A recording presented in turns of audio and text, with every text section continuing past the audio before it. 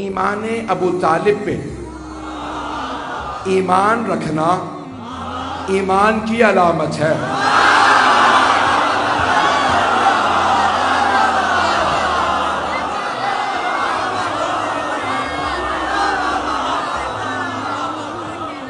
میں نے کہا تھا جملہ دہراؤں گا نہیں، اور واقعاً آپ نے حق ادا کیا ہے۔ میدان کے نامی اب یہ ایمان حضرت ابو طالب علیہ السلام سے متعلق پوری بحث کو پیش کر رہا ہوں۔ اچھا، ایک نہ جانے پتہ نہیں یہ بحث کیسے مسلمانوں میں شرائط کر گئی ہے کہ کسی اور سے متعلق یہ بحث نہیں پیش کی جاتی۔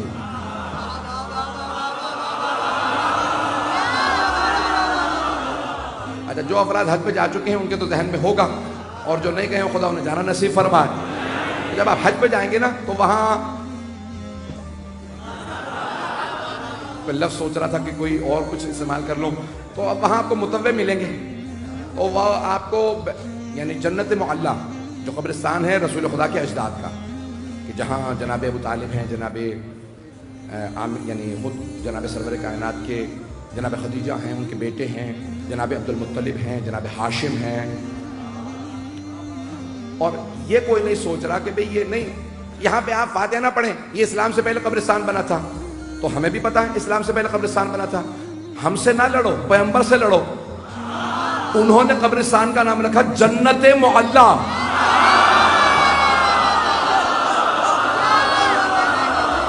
حبیب خدا نے نام رکھا جنت معلیٰ، جنت بھی نہیں، جنت معلیٰ، جیسے ہے کربلا معلیٰ۔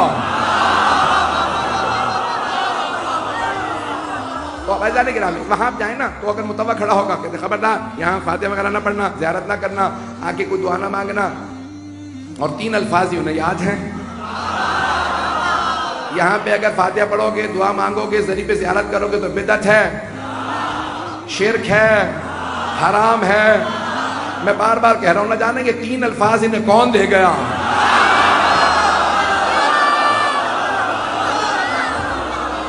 اور وہاں پہ آپ کو فوراً روکتے ہیں، تو اچھا بہت سے ہمارے مومنین جذباتی تو ہوتے ہی ہیں، بھئی یہاں کیوں دعا نہ مانگے، تو وہ فوراً کہتے ہیں نہیں یہاں پہ آپ منہ کر کے دعا نہیں مانگ سکتے، ذریعے کی زیارت نہیں کر سکتے۔ کیوں؟ کہا کیونکہ معاذ اللہ یہ کافر تھے۔ کون ہے یہاں؟ کہ جناب ابو طالب۔ بھئی کیوں؟ کہ نہیں یہ کافر تھے، اور کتابوں میں آئے کہ کافر تھے اس لیے زیارت نہیں کر سکتے۔ بھئی عزیزان گرامی، اتنے بہت سے صحابہ جن کے باپ کافر تھے،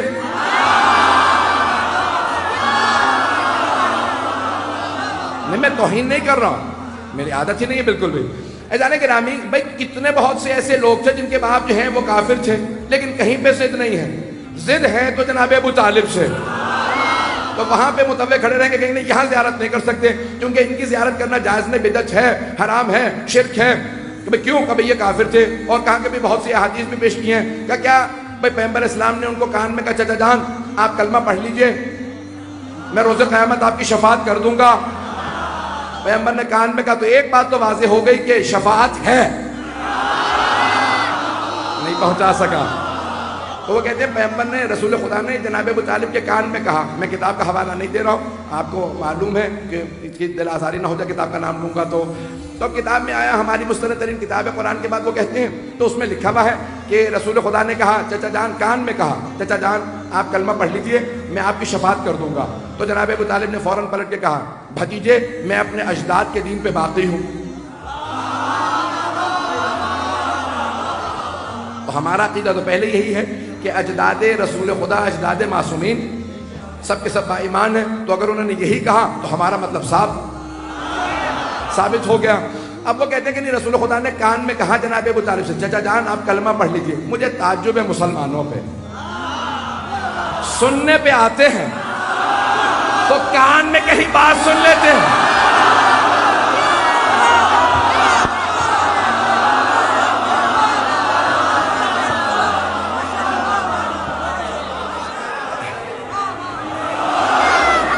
مجھے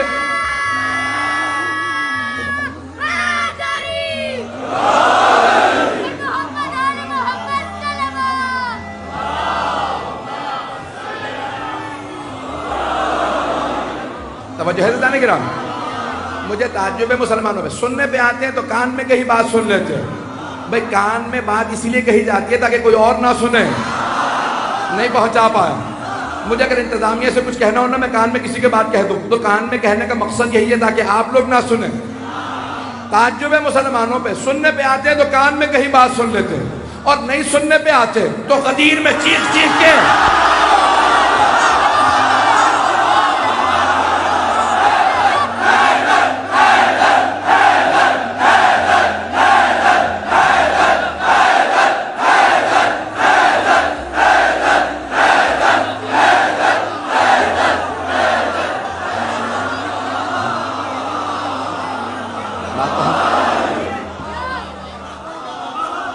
بات پہنچ رہی ہے نا میرے بھائیوں کو؟ تو جانے کی نام نہیں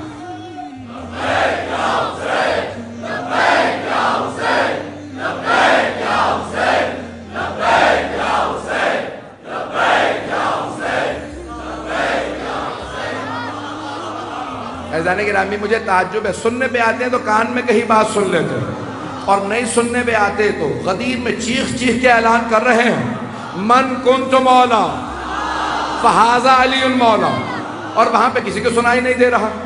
ایک صاحب سے پوچھا بھائی آپ غدیر میں موجود تھے، پیغمبر نے کیا کہا؟ تو انہوں نے منہ بنا کے کہا میں ذرا دور بیٹھا تھا۔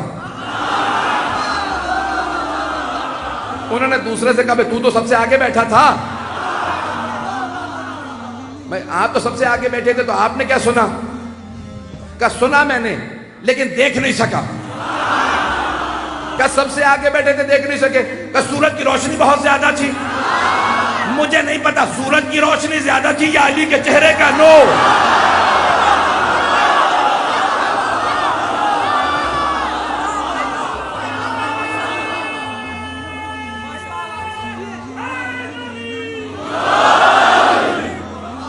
چلتے رہیں گے حضرات؟ تو وہاں پہ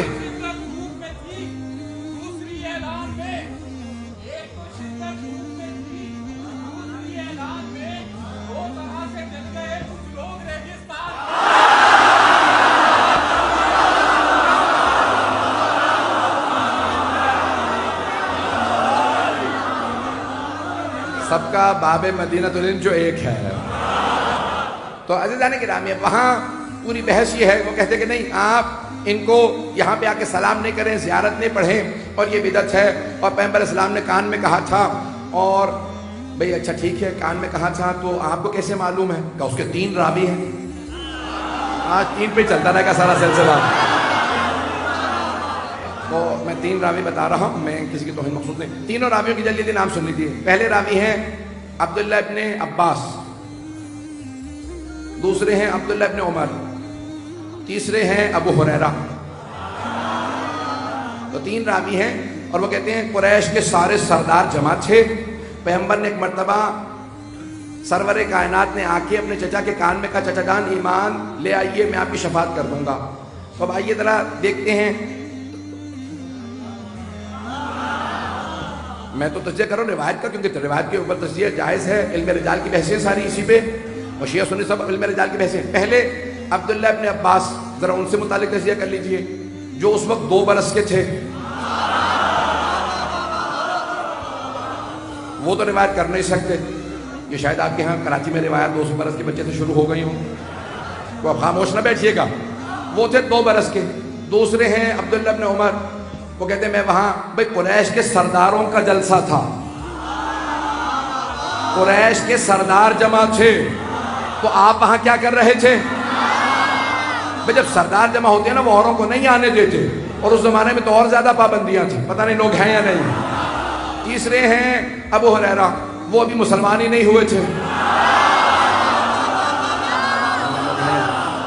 وہ مسلمان ہوئے 9 ہجری میں، 9 ہجری میں، مکے کے اندر ابھی سردار جمع ہیں۔ تو اب یہ 3 راوی میں نے تینوں کو بتا دیا آپ کو کہ صورتحال کیا ہے۔ بہرحال اب وہاں پہ پیغمبر اسلام نے کان میں کہا کہ چچا جان آپ ذرا کلمہ توحید دہرا دیجئے۔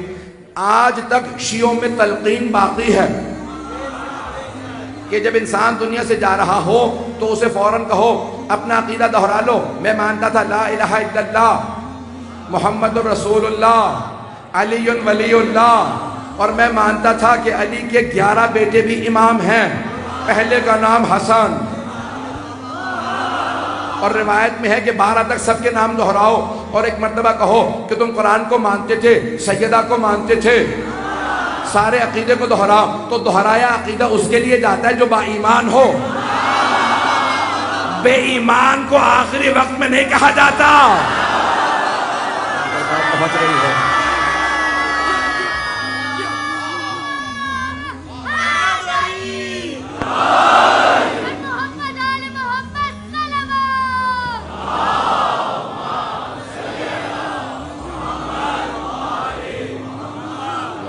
توجہ ہے نا دینے کے رہا۔